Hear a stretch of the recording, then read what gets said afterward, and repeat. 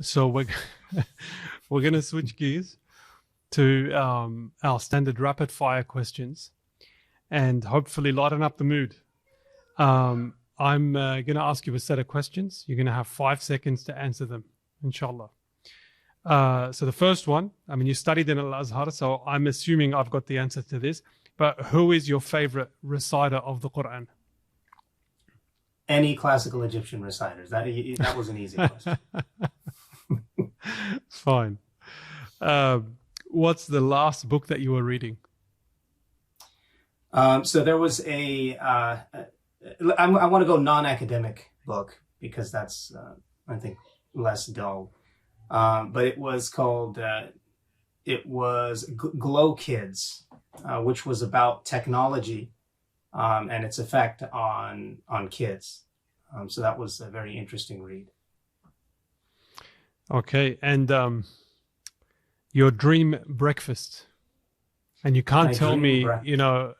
An Egyptian spread, something different, something unique. No, I'm going to switch it up and say anything Turkish. Any Turkish breakfast, I am delighted. I mean, you get your meats, you got anything you want, the flavors. I'm getting excited and hungry just thinking about it. So, especially the cream and honey. Oh, yes. Yes. If you could have dinner with anyone who is alive, who would it be?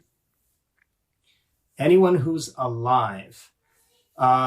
This is going to be a boring answer for most people, but Irving Yalom, who is the founder of one of the psychotherapy techniques that I like to use, I would ask him specifically, why didn't you incorporate religious belief into this? Because it's a technique which is not very congruent with religion, but I think it very much is. So I would love to have that conversation with him. Nice one. Wasn't so boring. When I say embarrassing masjid story, what's the first thing that comes to your mind? So I'm not trying to toot my own horn, okay? I just credit this to good parents. I wasn't the kid who would just go nuts in the masjid, like during Ramadan or anything like that, but I will say that while I was there, next to my dad praying, the other kids would, I don't know if this is embarrassing, but maybe it is. They would run during Ramadan. They would run down to play video games at the arcade, and they would be in there playing. And then somebody would actually then come in and be like, "They're on 6 rak'ah," and they'd all rush back in to the masjid. So we'll let it go. They were young, but I thought that was pretty hilarious. Pretty smart. Well, at least you didn't disturb the musallin. That's a pretty good strategy. Well intentioned. What's the most common complaint that people give you when you talk about pornography during your khutbahs? I think so, because I'm kind of, I have sort of a background in the religious side and the clinical side. I think that gives me a little bit of a pass that I haven't really found a lot of negativity when I have addressed this topic. And I think that's just because there's sort of a trust that's been established there. So I would say, alhamdulillah, people have been more receptive, and I can't really think of anyone. I can't really think of many. I mean, I'm sure there have been, but none come to mind, just because of that position that I'm able to convey the message in. Okay. You're pretty much jam-packed. That's another Aussie idiom. With your religious and professional responsibilities. You used to watch stand-up comedy to relax. What do you do to relax now? I work out. I'm always trying different workouts. I'm also obsessed with finding healthy food that tastes good. I know you probably just mumbled under your breath, good luck with that one, but I will keep trying. So whether it's protein chips or all kinds of stuff, I buy all this stuff. People look at me, vegan stuff. I'm just trying all that. So that is exciting to me to try to find. So I've got one that you probably already know, but it's making a comeback.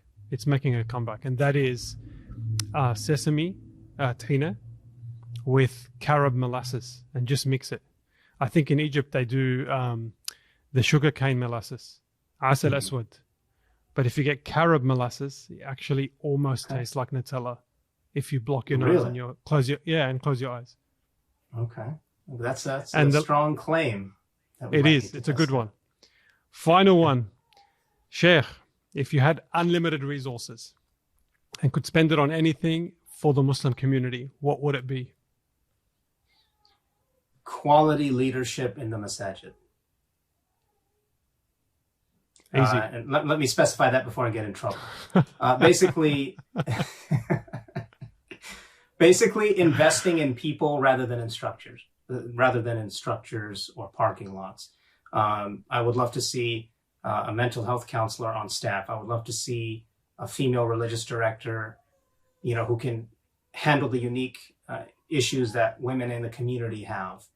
A youth director should pretty much be standard. I would love to see that thinking rather than just like it needs to be a one-man show and let's fundraise because we have this gorgeous building here. Well, if no one's in that building in 10 years, it's not going to make any difference. So I would just invest on people. It's interesting. You'll have a church of 100 congregants and they have like 15 people on staff, and you have the masjid with 4,000 and you have like one person on staff. So I would just have our centers invest in people. Jazakallah khair. Dr. Omar, it was a pleasure. And inshallah, next episode with you, we'll talk about something much lighter. Inshallah. Jazakallah khair. Barakallah feek. Wa yakum.